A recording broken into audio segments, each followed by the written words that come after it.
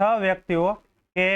L M N O અને પી અલગ અલગ ઓફિસમાં કામ કરે છે તો મિત્રો અહીંયા એક કોલમ આપણે કરી નાખીએ ઓફિસની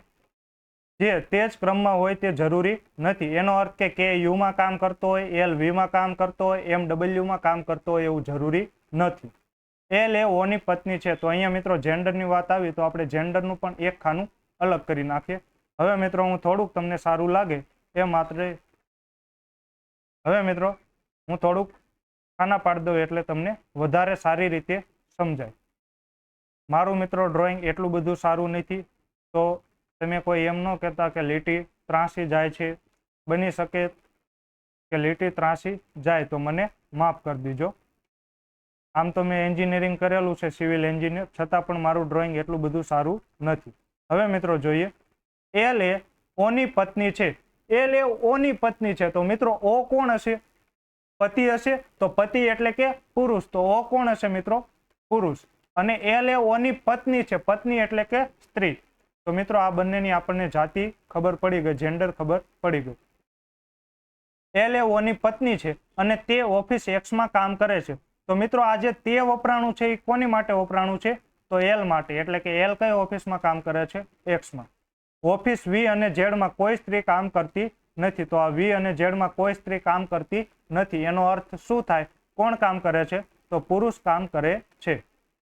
એમ એ એન ની બહેન છે તો એમ છે એ મિત્રો એન ની બહેન છે તો એમ કઈ હશે સ્ત્રી હશે હવે મિત્રો કોઈ અહીંયા દોઢ ડાયા થઈને એમને પુરુષ દર્શાવે નહીં કેમ કે તમે નક્કી ન કરી શકો ભાઈની પણ બેન હોય અને બહેનની પણ બેન હોય તો તમે નક્કી ન કરી શકો કે એન છે તે પુરુષ છે કે સ્ત્રી છે તે ઓફિસ યુમાં કામ કરે છે તો આ તે કોની માટે છે મિત્રો એમ માટે તો એમ કઈ ઓફિસમાં કામ કરે છે યુમાં પી એ ઓફિસ ડબલ્યુમાં કામ કરે છે અને એન એ ઓફિસ વીમાં કામ કરે છે હવે મિત્રો આ વીમાં કામ કરે છે તો એનું તો નિશ્ચિત જ હશે કે એ પુરુષ જ હશે કેમ કે ઓફિસ વી અને ઝેડમાં કોઈ સ્ત્રી કામ કરતી નથી તેનું તમે નક્કી ન કરી શકો પુરુષ છે કે સ્ત્રી છે એવી જ રીતે